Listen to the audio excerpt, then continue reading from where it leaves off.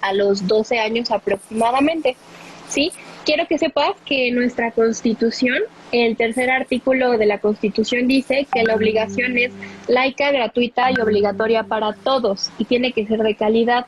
Por eso es bien importante que sepamos que tenemos que asegurar la educación. La cobertura en México en estos primeros años es muy amplia. La cobertura es de aproximadamente el 95%. Entonces, en esos años, que es la educación obligatoria, sí tenemos una muy buena cobertura. Uh-huh. Y pues ya, eso es sobre la primera pregunta. Después que los niños salen de la primaria, van a secundaria. Sí. ¿Cómo es la secundaria también? Ok, la secundaria igual puede ser pública o privada. También son 3 años, primero, segundo y tercero, y los niños ingresan aproximadamente a los 12 años y a los 15 estarían ingresando para entrar a bachillerato. Sí, aquí las secundarias pueden ser vespertinas y matutinas, o sea, en la mañana o en la tarde, y pues también ahí ya tenemos un poquito menos de cobertura. Sin embargo, la secundaria sigue siendo obligatoria, o sea, si tú quieres ingresar a un trabajo, la secundaria Moni, sí es, ¿sí? Han pedido que hable un poquito despacio. Ay, perdón. Hay muchas personas de Brasil no saben mucho español. No, perdóname, sí, perdón, es la emoción. Muchas personas, bueno, en secundaria no es obligatorio, no es, perdón, la secundaria sí es obligatoria, ¿sí?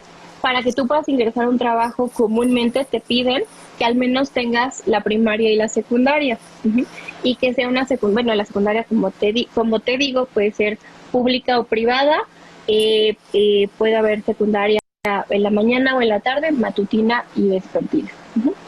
Y perdón, voy a hablar más despacio. Entonces, después de la secundaria, va a bachillerato, tiene un preparatorio.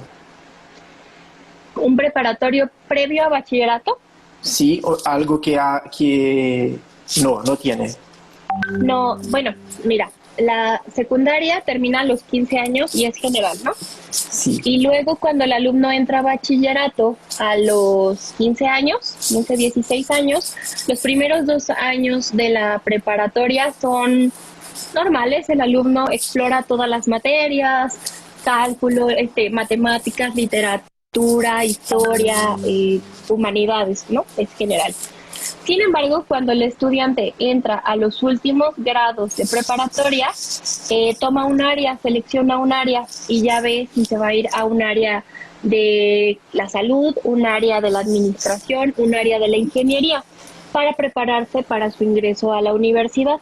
Entonces, esa es como la preparación para la universidad.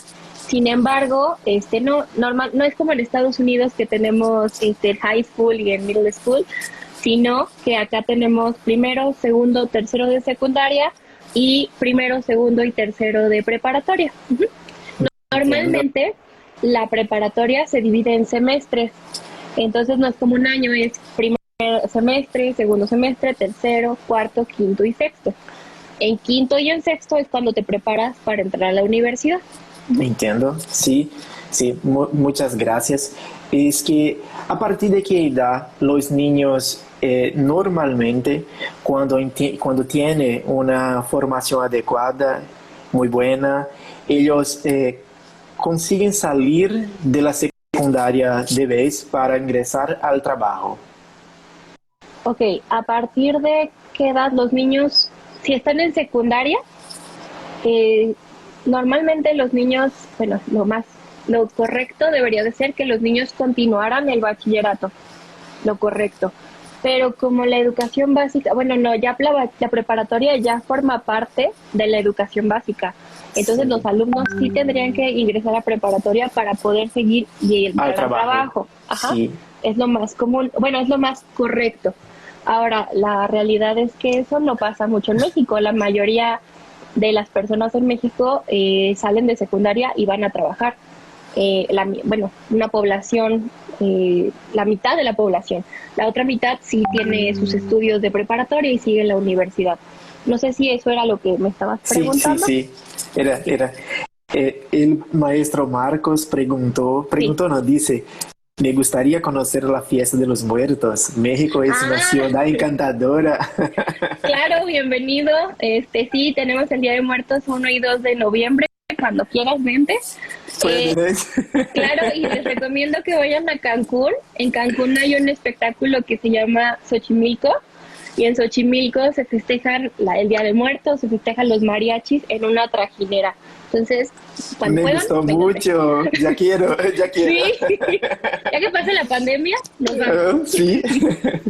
Las clases, usted ha dicho que los niños tienen la hora de empezar y de terminar la clase todo el día. ¿Qué horas empieza y qué hora termina el clase? Ok, para empezar, me gustaría decir que hay dos tipos y la escuela de medio tiempo, que era una pregunta que había. La escuela de tiempo completo dura aproximadamente 6 a 8 horas, de 6 a 8 horas. Esas escuelas van desde las 7 de la mañana, 8 de la mañana, hasta las 2, 3 de la tarde, 4 de la tarde. México tiene un programa que se llama Cruzada contra el Hambre. En el programa Cruzada contra el Hambre, esas escuelas reciben alimentos. Los alumnos reciben los alimentos nutritivos para quitar la desnutrición. Entonces estos alumnos pues están todo el día ahí, todo el día.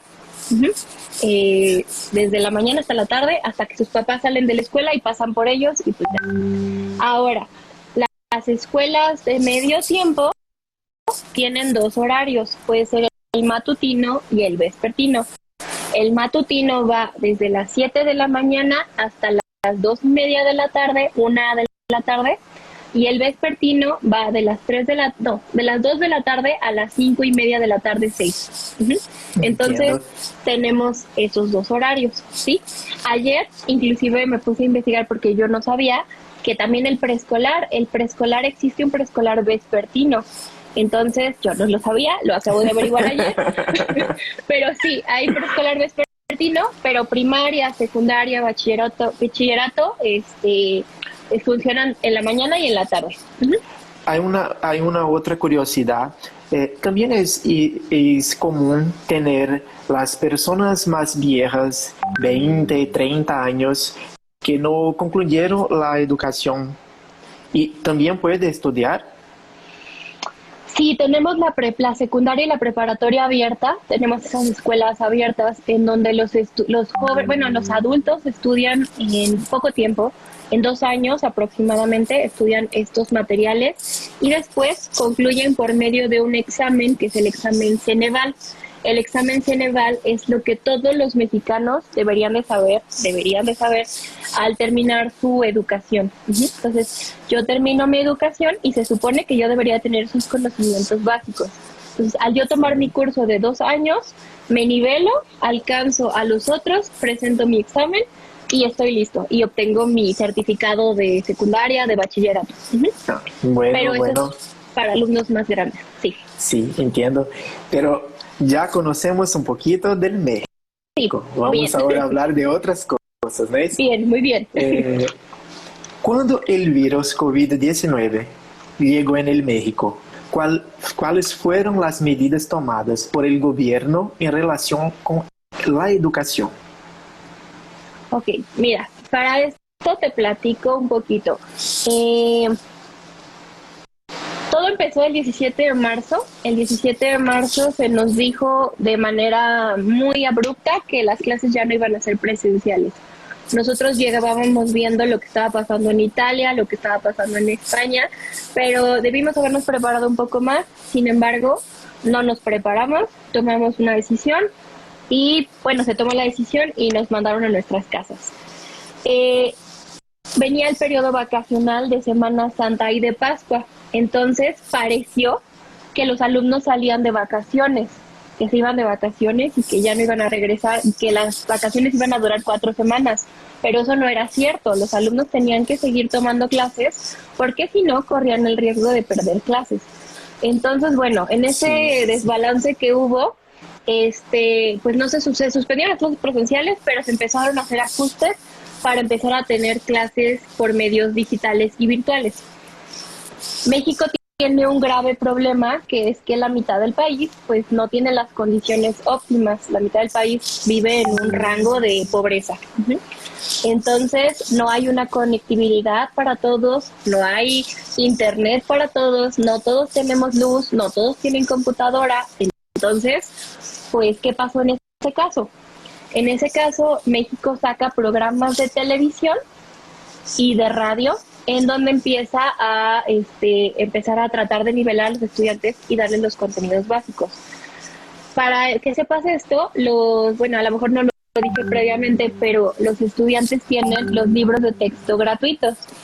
Los libros de texto gratuitos se reparten a todos los alumnos desde el primer día de clases o la primera semana de clases, y estos libros lo que contienen son los contenidos básicos y el programa que todos los alumnos deben de llevar, todos, aunque estén en pública o privada, todos tienen que llevar esos contenidos. Entonces, llevan esos contenidos y ya que los llevan, esta televisión, este programa de televisión va haciendo como esa parte de un maestro a distancia, pero con la televisión. Y entonces les dice, saca tu libro a la página número 14, vamos a trabajar la página número 14, y se explica el tema de la página número 14 en la pantalla. Entonces, eso pues está bien. Sin embargo, pues, ¿y si el alumno no tiene televisión? ¿Y si el alumno no tiene radio? ¿Y si el alumno no tiene luz? ¿Por qué pasa? Entonces, lo que empezó a ocurrir también es que se imprimieron guías y manuales. Estas guías y estos manuales se imprimieron y los maestros y los tutores tuvieron que ir a buscar a los alumnos a sus casas y entregarles estos materiales para que los tuvieran que contestar. ¿Por qué? Te voy a decir por qué. Porque estos alumnos que no han estado estudiando son alumnos que tienen condiciones económicas muy bajas, son bajas. Entonces, al no estudiar y al papá verlo en la casa todo el día, ¿qué es lo que hace? Lo manda a trabajar. Y si el alumno se va a trabajar, ya no lo vamos a recuperar. Es un alumno que ya nunca va a poder regresar a la escuela. Entonces, pues ya lo perdimos, no terminó la escuela, ya no terminó la secundaria, ya no terminó la primaria, y pues va a ser un caso de deserción. Entonces, lo que tuvimos que hacer fue que los maestros fueran a buscar a los alumnos a sus casas para entregarles los materiales. Entonces, esas han sido las medidas. Ahora, otra medida es que todos sabemos que obviamente los alumnos pues están en un rezago, o sea, están tratando de adaptarse a la situación. Entonces, es muy probable que en agosto se hagan jornadas de regularización para que los alumnos se puedan nivelar y los alumnos puedan entrar a su nuevo ciclo escolar con los conocimientos básicos y se hagan las adecuaciones curriculares necesarias para que puedan aprender. ¿Qué más? Voy a hablar un poquito en portugués para explicar o que disseste, sim? Sim. Então, a professora Mônia, ela falou, né, que lá no México, a metade do país praticamente não tem internet, muitas vezes não tem energia e as pessoas não têm, até aqui nessa primeira parte, né, é que o livro didático é um livro que é comum a todas as escolas, tanto privadas quanto públicas. Então, quando foi para a TV fazer a transmissão da aula para complementar o material didático, o professor já tem a referência do capítulo e da página que vai utilizar, porque aí ele consegue indicar ao estudante. Ele diz, olha, hoje a aula vai ser na página X. Então, o estudante ele consegue pegar o material didático e ele acompanha, né? E para os estudantes que não tem recurso tecnológico, que não tem condições, as atividades estão sendo feitas em casa e os professores vão até a casa buscar atividade, levar material, corrigir as atividades para poder manter o mesmo nível de aprendizagem, para que quando for no mês de agosto, que haja esse retorno à sala presencial, tenha aí uma integração para nivelar tudo que foi feito até aqui e daí para frente o fluxo poder continuar normal. Bueno, ¿no es eso? Exactamente.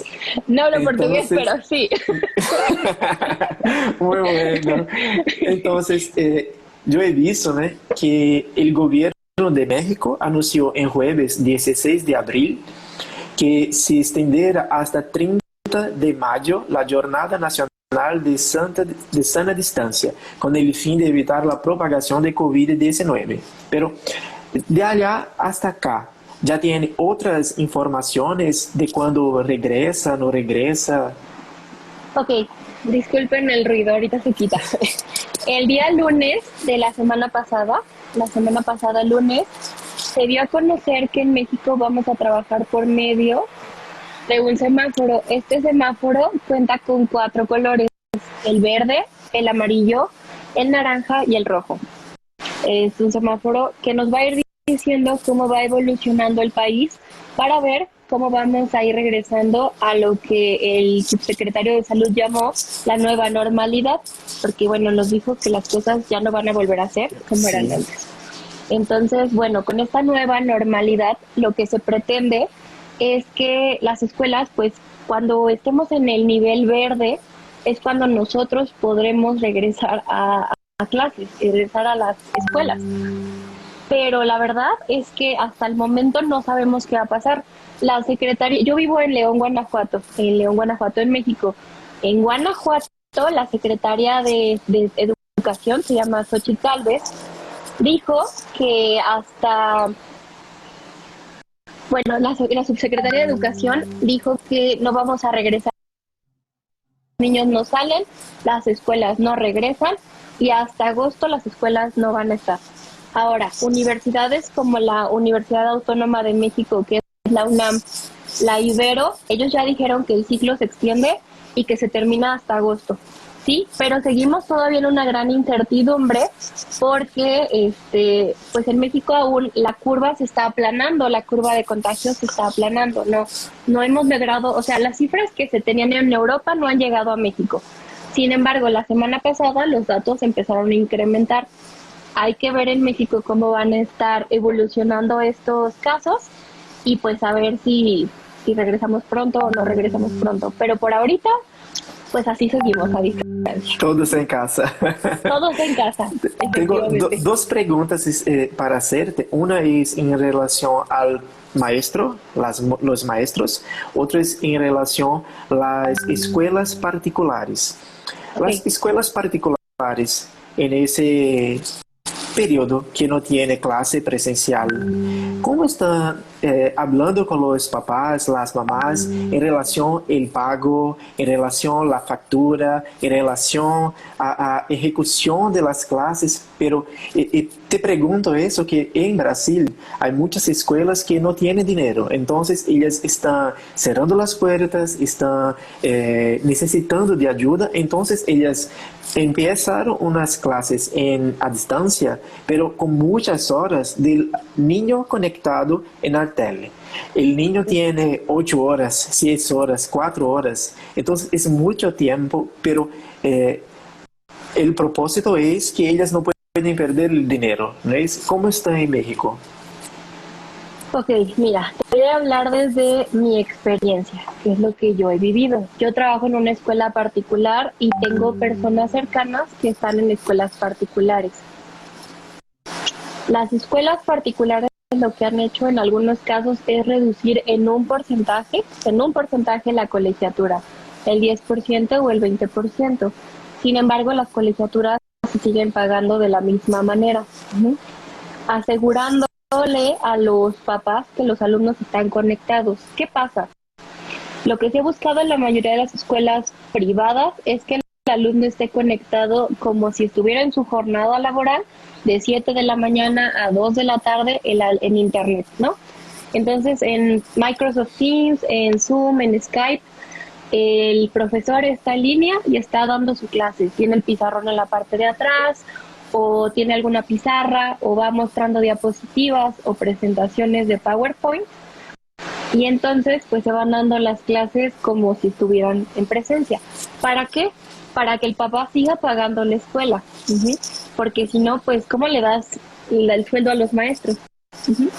Ahora, ha habido muchos problemas porque los papás de los alumnos están perdiendo sus trabajos. En León, en Guanajuato, vivimos, bueno, una de las grandes empresas es la manufactura o la creación de zapatos y de piel y las fábricas. Entonces, al tener las fábricas, se ha tenido que cerrar porque acumulan mucha gente. Entonces, los papás de estos alumnos se han tenido que ir y no tienen trabajo. si no tienen trabajo, ¿con qué pagar la escuela? Verdad, Ajá. es verdad. Entonces, yo trabajo en la Universidad de La Salle Bajío, allá en León, y en La Salle lo que se hizo es, la colegiatura se queda igual, todos pagan lo mismo. Sin embargo, se abrió un departamento de finanzas y ese departamento de finanzas analiza caso por caso y equitativamente decide a quién se le puede dar una beca y a quién no. Ujú. Que Sí, no pueden, exactamente. sí, sí. Y es que eh, nessa situação, quando a escola mantém suas atividades, seus trabalhos, os professores, os maestros estão trabalhando, pero quando as pessoas têm uma redução de salário, de dinheiro, o governo está ou não ajudando com alguma coisa? Sí. Sí, el gobierno sí está ayudando, está otorgando créditos, le está dando créditos a las personas, préstamos que tienen cierta cantidad de interés y está ayudando a que esto funcione de mejor manera. Ujú. Sin embargo, ha habido muchos problemas en la cuestión del gobierno aquí en México. Está polarizado, está dividido. Obviamente no se esperaba un periodo de crisis. México no Sí, estaba sí, preparado para un sí, periodo de sí. crisis. Entonces, pues habrá que esperar a ver económicamente cómo nos va. Pero sí te puedo decir que sí hay créditos, sí se están otorgando préstamos, pero bueno, esos préstamos pues van a causar que la gente gaste mucho más de lo que tenía pensado. Es verdad, es verdad.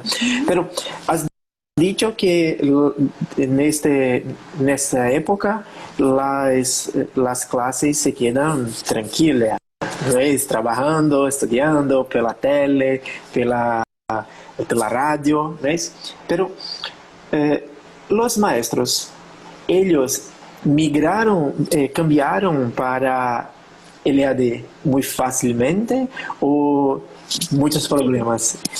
Ok, migrar digitalmente ha sido muy complicado porque las brechas generacionales de los maestros son muy amplias. Tenemos maestros muy jóvenes, muy jóvenes, 22, 25 años, que pues se mueven como peces en el agua, ¿no? Son millennials. Entonces saben utilizar las redes sociales, la tecnología de manera adecuada, correcta, pero hay maestros muy grandes, hay maestros que pues están muy acostumbrados a dar sus clases de manera teórica, entonces pues les ha costado algo de trabajo, ¿no? Entonces, bueno, ha sido difícil, el gobierno afortunadamente ha sido uno de los grandes espacios que ha promovido, ha estado dando muchos webinars, cursos, lives, así como ahorita, transmisiones Sí, sí. en vivo, en donde se explica como por medio de tutoriales cómo el maestro puede ir aprendiendo a utilizar sus aulas virtuales por medio de Google Classroom, por medio de Microsoft Teams, por medio de Skype, cómo utilizar estas, ¿no? Entonces ha ido hasta ahorita, yo creo que ahorita en este punto, después de más de 40 días de cuarentena, hasta ahorita es cuando estamos empezando a aprender a utilizar las tecnologías de manera más adecuada, estamos despegando, ¿no? Entonces, ha sido muy difícil, sí. Ahora te digo, volvemos a lo de la conectividad. Hay muchos maestros que no tienen computadora, hay muchos maestros que no tienen internet, hay maestros que no tienen luz. Entonces, para ellos ha Verdad. sido imposible, o sea, es algo que pues que ni siquiera han podido llegar a hacer, ¿no? Entonces, bueno, pero luchando contra la desigualdad social, pues por eso surgió lo de los programas de televisión, ¿no? O sea, hay maestros que pues no están dando ni siquiera clases, pero Verdad, ahí está. verdad, es verdad. Pero para usted, ¿cuáles son los desafíos que los maestros han enfrentado en este momento? ¿Es el miedo de no tener más trabajo? ¿Es el miedo de no... ¿Cuáles creo que son los mayores desafíos para poder mantener tu trabajo actualmente? A los maestros se les ha encimado mucho trabajo, se les ha dado más trabajo del que ya tenían. No solamente es dar clases, ahora es revisar trabajos, dar seguimiento, estar conectados 24 horas. El gobierno, algo que se me olvidó comentarte, es que pidió que todos los alumnos para poder terminar el ciclo escolar tenían que tener un portafolio de evidencias. Este portafolio de evidencias, imagínate, los salones en México tienen alrededor de 50 estudiantes. Entonces, imagínate para un maestro cómo es revisar 50 portafolios de evidencias. Ajá. ¿Cuántas páginas? ¿Cuántas páginas, no? Todo lo que han estado haciendo durante estos meses. Y hablamos a lo mejor de secundaria, pues a lo mejor es un poco más fácil, pero un niño chiquito, ¿cómo compruebas que ha estado haciendo todas sus actividades? Uh-huh. Entonces, creo que ese es uno de los principales desafíos. La carga de trabajo que tiene el maestro es muy grande. La cantidad de formatos que se nos están pidiendo. Oh, caray, siempre. Creo que es Sí, en Brasil, ya regresaste. en Brasil también tenemos los mismos problemas. También hay los maestros que no supen manejar los equipamientos digitales, también no tiene el equipaje, también no tiene el ordenador, no tiene internet, no tiene muchas cosas. Y aún tiene el miedo de perder su trabajo. Muchas escuelas no pueden mantenerlos. Después, si caso llevemos mucho tiempo para terminar la pandemia. Es que también hay los maestros que están horas arreglando trabajos, haciendo las aulas en vivo, también viendo muchos trabajos de los alumnos. Y hoy ellos tienen muchos problemas mental, emocional, depresión, muchas cosas que van llegando en la vida del maestro, que ya no era muy fácil y ahora menos fácil, ¿no? Y tenemos hoy muchas lives, muchas acciones que van a ayudar, que tiende a ayudar los maestros en ese momento, ¿no? En su avaliación, para avanzar hasta el fin de nuestra conversa, de nuestras compartidas, ¿no? Claro. ¿Cómo afectará la pandemia al futuro de la educación del México? Ok, déjame voy a mi página. Bueno, mira, yo creo que lo primero es que las cosas nunca van a volver a ser iguales. Eso hay que tenerlo muy claro. Hasta que no haya una vacuna, no haya una cura, las cosas pues van a tener que seguir así. Tendremos que seguir con las jornadas de sana distancia. Tendremos que seguir buscando. México tiene una gran cantidad de estudiantes. Yo ya te lo comenté. 50 estudiantes por aula no es sanitariamente correcto. Uh-huh. Entonces tendremos que estar buscando cómo. Tendremos que buscar fortalecer la capacitación docente, que los maestros sepan de verdad utilizar las tecnologías, que esto ya no nos vuelva a tomar por sorpresa y aprendamos que el maestro se tiene que capacitar y desarrollar competencias virtuales. Uh-huh. Y autorregulación. Los estudiantes no pueden seguir creyendo que el maestro tiene que hacer todo. Y nosotros maestros también tenemos que soltarlos y decirles, pues yo no estoy, pero tú tienes que aprender, ¿sí? Te enseño a aprender, no te enseño a memorizar. Uh-huh. Luego, déjame reviso. Acá tengo otra. Aquí está. Los cercos sanitarios dentro de las escuelas. Los cercos sanitarios dentro de las escuelas van a ser cotidianos. No sé si viste un video de China, que el niño llegaba y le esterilizaban las suelas y luego le ponían tapabocas, le medían la fiebre. Bueno, de conflictos. Por ejemplo, algo que me gustaría compartirte. Ahorita en el área en la que yo trabajo estamos en los procesos de admisión de los alumnos. Sí, las admisiones para que ingresen a la universidad se hacían en exámenes escritos. Ahora, ¿cómo se va a hacer esto? Ya no se pueden hacer exámenes escritos. Entonces hay que empezar a buscar cómo vamos a modificar inclusive los aspectos de admisión de los estudiantes y cómo pues formar a los maestros en estas estrategias. Uh-huh. ¿Verdad? Pero hay una pregunta que hicieron a tiempo, ¿ves? Lo que hago. Ok, pues leía la pregunta, decían algo así como de que si se podría estudiar en la UNAM, ¿no? Algo así. Bueno, mira, ¿qué tienes que hacer? Si tú vienes de otro país, pues seguramente tendrás que ir a migración de tu país y conseguir una visa de estudiante.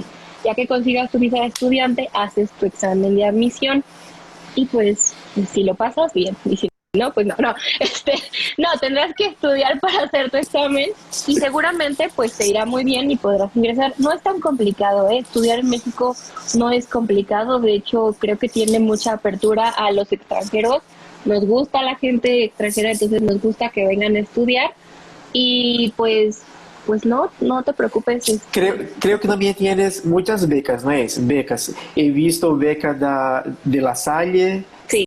La Salle de Guanajuato, he visto beca de La Salle de la Ciudad de México. Sé que también hay otras, ¿no es?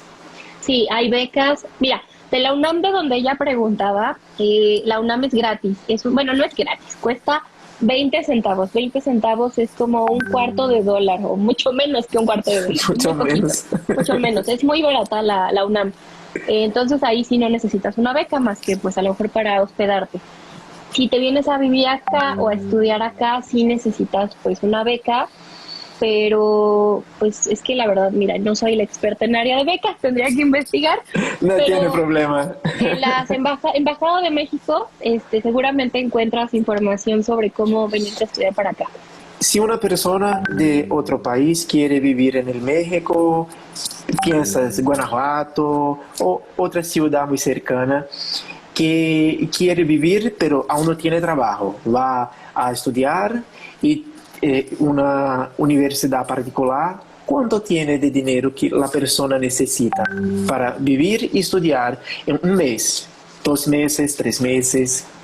¿Qué piensas? Ok, mira, yo creo que más o menos sí necesitas alrededor de unos 20,000 pesos. Y me van a decir aquí que a lo mejor es mucho. Yo creo, ¿no? Vivir y estudiar. ¿Para qué? Para pagar tu renta o tu casa, para pagar tus estudios y para poder pagar tus servicios básicos. Luz, internet, agua, gas. ¿No? Ya que tú pagues eso, pues sí necesitas. ¿Qué serán 20,000 pesos? Casi $1,000. mil dólares, sí.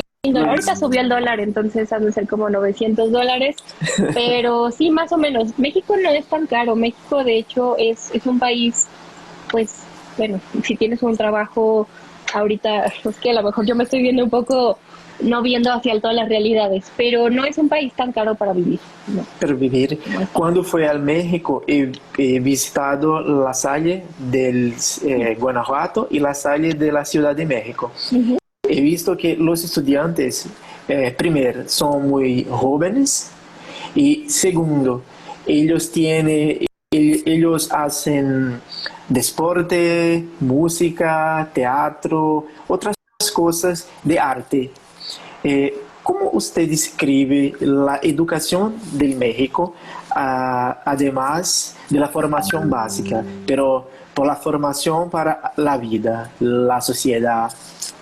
Ok, nosotros tenemos, bueno, los tres tipos de saberes que es bueno, basándonos un poquito acá en los tesoros del saber, sí, los pilares del aprendizaje, ¿no? Los cuatro pilares: aprender a hacer, aprender a conocer, aprender a hacer y aprender a convivir.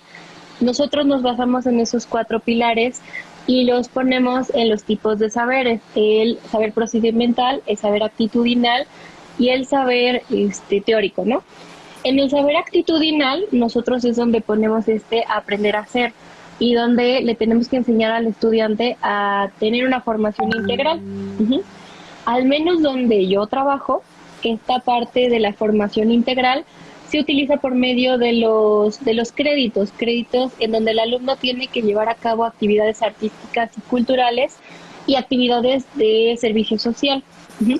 Para cumplir este pilar de la educación que dice Delors, no, Edgar Morin, no, Delors, en la educación encierra un tesoro. Ajá. Entonces Delors nos dice que tenemos que enseñar a nuestros alumnos a aprender a hacer, aprender a hacer, a convivir y aprender a aprender.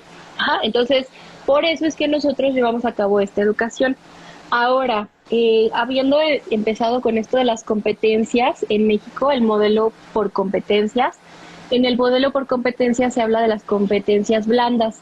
En las competencias blandas, entonces, al estudiante hay que enseñarle también a tener ciertas actitudes, aprender a apreciar el arte, aprender a trabajar en equipo, aprender a tomar decisiones, aprender a, bueno, etcétera, ¿no? Otros aprendizajes. Entonces, sí lo tenemos, pero son ciertas actividades. Ahora, en la educación pública resulta un poquito más complicado y es donde esto a veces no se lleva a cabo. La educación privada pues te ofrece talleres, te ofrece no es cierto, te estoy mintiendo, porque la educación pública sí tiene, perdón, sí tiene también esta parte, tiene las academias deportivas, tiene las academias culturales, eso sí existe. Y en la educación privada también. Entonces se ve que el estudiante tenga una formación integral. Uh-huh. Entiendo. Una persona ha preguntado, para conocer la realidad de allá, quisiera saber cómo están manejando las clases en esta situación de pandemia. Ya hablamos sobre eso, ¿no es? Pero vamos a recapitular claro algunas cosas, ¿no es? Entonces, voy a hablar en portugués.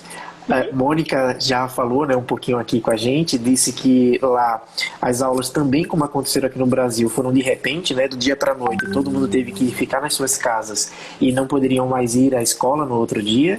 E nesse momento foi quando se percebeu na prática, né, como acontece aqui com a gente, de pelo menos 50% do México, nem todo mundo tem essa facilidade com recursos tecnológicos, essa facilidade de ter em casa internet, energia, de ter todos esses recursos. Então, o que aconteceu?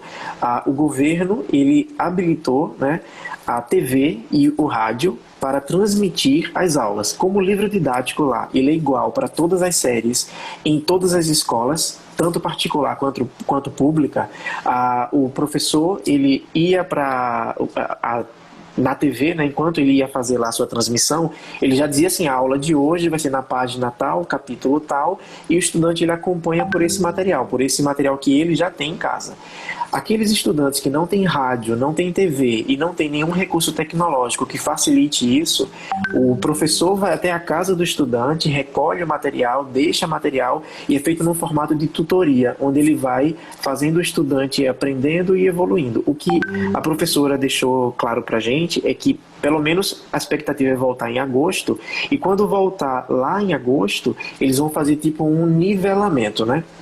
A professora está perguntando, a maestra Moni está perguntando para a universidade.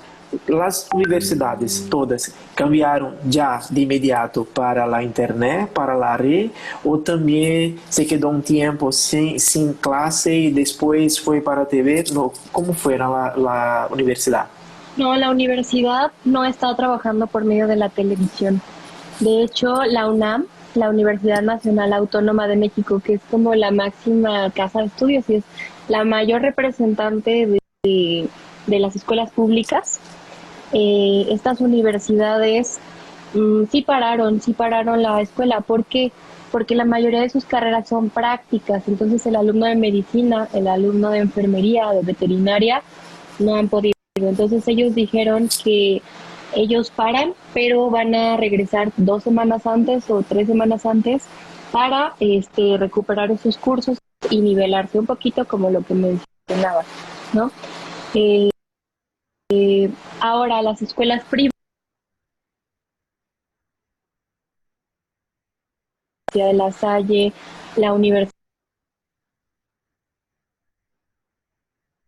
de esta manera, ¿no? Por medio de videollamadas, por medio de pues entrega de evidencias, pero sí, sí, no hemos parado, no hemos parado. Sí. Una otra pregunta es que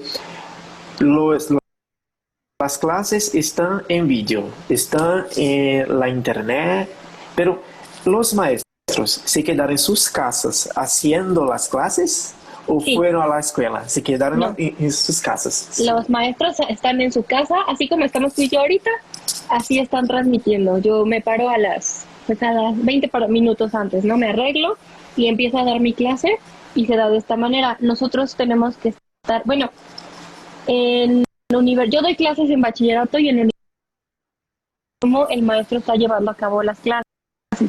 hay que mandar evidencia continua, en ocasiones hasta grabar las clases y mandarlas.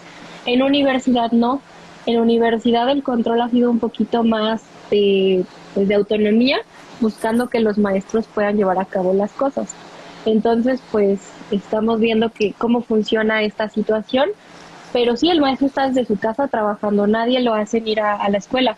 De hecho, si eso hicieran, sería hasta como una especie de ir en contra de los derechos del maestro. Ujú. Sí, los alumnos que no ven, que son ciegos, los sordos, ¿cómo son sus clases en pandemia? No lo había pensado, muy buena pregunta. No Todavía lo no, había, me acordé no, ahora. no lo había No, pensado. pues los niños que ven normalmente, que no son ciegos, los que no son zurdos, ellos tienen toda la tecnología a su disposición, los maestros, pero los que no tienen, creo que no es tan fácil, ¿no es? No, no es tan fácil. Y yo creo que inclusive ahí nos tendríamos que apoyar mucho de los familiares del estudiante para tener la conectividad. Creo que es un poquito lo que pasa en esta desigualdad de oportunidades con el estudiante que no tiene internet, ¿no? A lo mejor no puede acceder a clase.